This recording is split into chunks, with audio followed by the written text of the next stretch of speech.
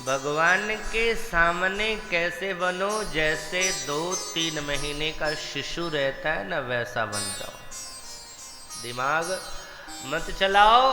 अगर शिशु के जैसा बन जाओगे तो परमात्मा बहुत प्रेम करेगा और तुम्हारी जो इच्छा नहीं भी है वो भी दे सकता है। लेकिन हम चालाक बेटा बनने की कोशिश करते हैं। कहते तो हैं कि बेटा है भगवान के, लेकिन चालाक वाला।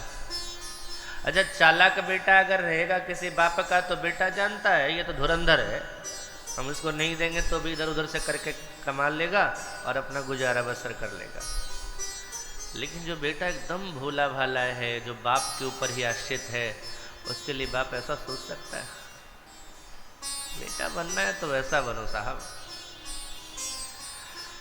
भगवान के जो भक्त होते हैं उनके अंदर का लक्षण क्या है?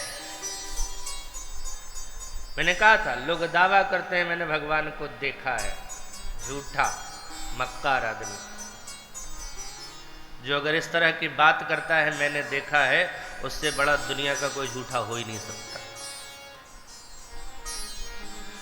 साहब जो देखेगा वो बोलेगा नहीं, और जो बोल रहा है उसने देखा ही नहीं।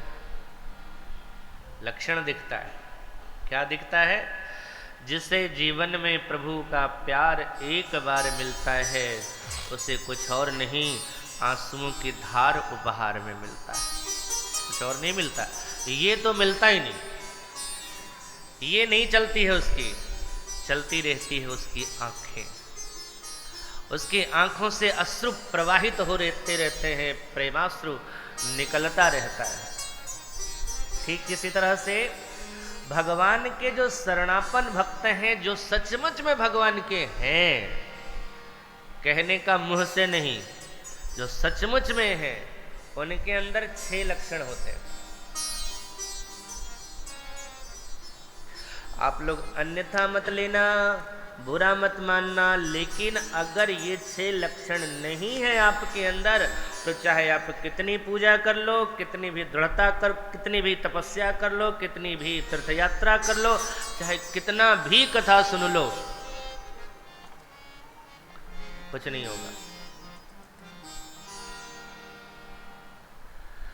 शादी लड़की की हुई, बहुत सारे लोगों को बुलाया गया, खिलाया गया, खूब सजावट हुई, खूब आडंबर हुआ, करोड़ों रुपया खर्चा हुआ, लेकिन शादी होने के बाद वो लड़की लड़के के साथ जाने से इनकार कर दे।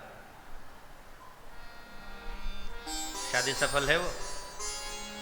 सारे मेहनत, सारे पैसे खर्च करना बेकार। उसी तरह से अगर हमने सब कुछ किया और ये 6 चीज नहीं आ रहे हैं जीवन में, बेकार। सबसे पहली बात, अनुकूलस्य ससंकल्प। अगर तुम्हारे जीवन में अनुकूलता हुई है, जैसा तुम चाहते हो वो सब हो रहा है, समझ जाना उसकी कृपा। अपनी उपलब्धि और मेहनत नहीं। लोग कहते हैं मैंने मेहनत किया है, खाक मेहनत करोगे? अरे मेहनत करने वाले को अगर सबसे ज़्यादा सफलता मिलती तो मुझे लगता है रिक्शे वाले को सबसे ज़्यादा सफलता मिलना चाहिए।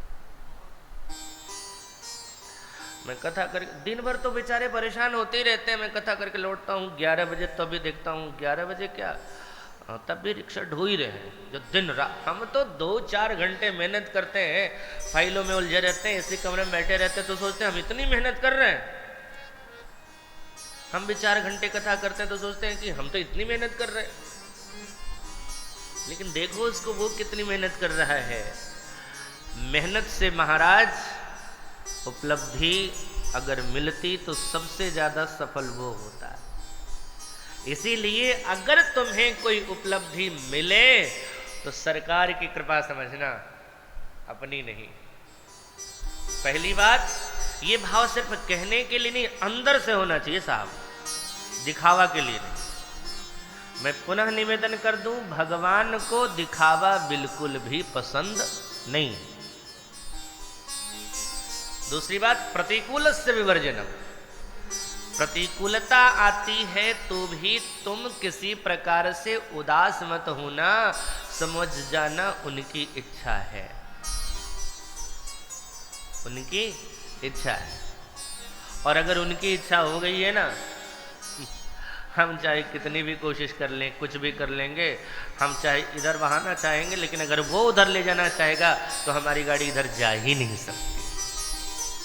तो प्रतिकूलता में उसकी इच्छा समझना। एक संत थे, उनके शिष्य पूछा करते थे कि महाराज जी कैसे हैं, तो अच्छा रहते थे, तो ये नहीं कहते अच्छे हैं, कैसे हैं महाराज जी, बोले भगवान की कृपा है, मतलब ठीक ठाक हैं तो भगवान की कृपा है, और अगर थोड़ी गड़बड़ है तो भगवान की इच्छा है। तो जो लोग जान गए थे ना, वो अब जब उनको फोन करते तो ये नहीं पूछते कैसे हैं, वो पूछ देते क्या है, कृपा है कि इच्छा। तो महात्मा जी कह देते थे कि थोड़ी थोड़ी कृपा है, थोड़ी थोड़ी इच्छा, दोनों मिला करके चल रहे। अनुकूलस्य ससंकल्पः प्रतिकूलस्य विवर्जनम।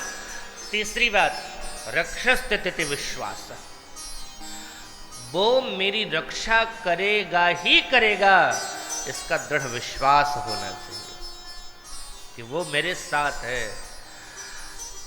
मैंने निवेदन पहले भी किया है साहब, जितनी वास्तविकता के नज़दीक रहोगे, सत्यता के नज़दीक रहोगे, सत्यनारायण तुम्हारे उतने ही नज़दीक रहेगा।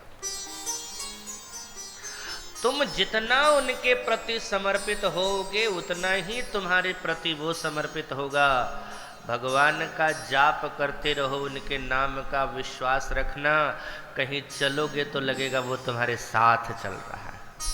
प्रत्येक कदम पर तुम्हें उसका अनुभव होगा, लगेगा कि वो मेरे कहीं आस पास में ही है। वो विश्वास तुम्हारे अंदर होना चाहिए। सरल हो जाओ। सरलता जीवन में तब मिलेगी जब महापुरुषों की सेवा करोगे, और उनकी सेवा करने से तुम्हारे हृदय में उस ब्रह्म के प्रति विश्वास जगेगा। रक्षस्थिति विश्वास गुप्तत्व वर्णनम तथा आत्मनिक्षेप। एक बात और है, मैंने कोई पुण्य नहीं किया है सरकार।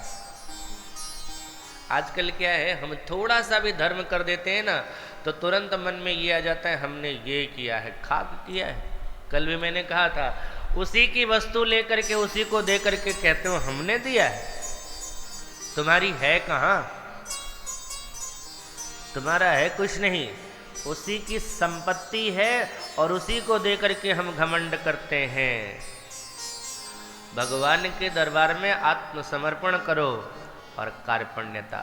सरकार मैं बहुत दीन हूँ, अनाथ हूँ, गरीब हूँ, बहुत पापी हूँ। बाबा सूरदास जी महाराज जब भजन गाते थे तो कन्हैया साक्षात बैठ करके उनके भजन को सुनता था। वो सूरदास जी महाराज कहते हैं, मौसम कौन कुटिल खल कामी, जिन तन दियो ताहि बिसरायो, ऐसो नमक हराम।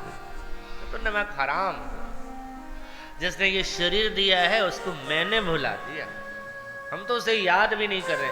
जबकि वो गाता है तो सुनता है, और हम 24 घंटा में भूल से अगर 10-20 बार भगवान का नाम ले लिया ना, तो भी सोचो हम तो धर्मात्मा हैं, हम तो इतनी पूजा करते हैं, 2 घंटा ठाकुर जी के सामने बैठते हैं, ये काहे का?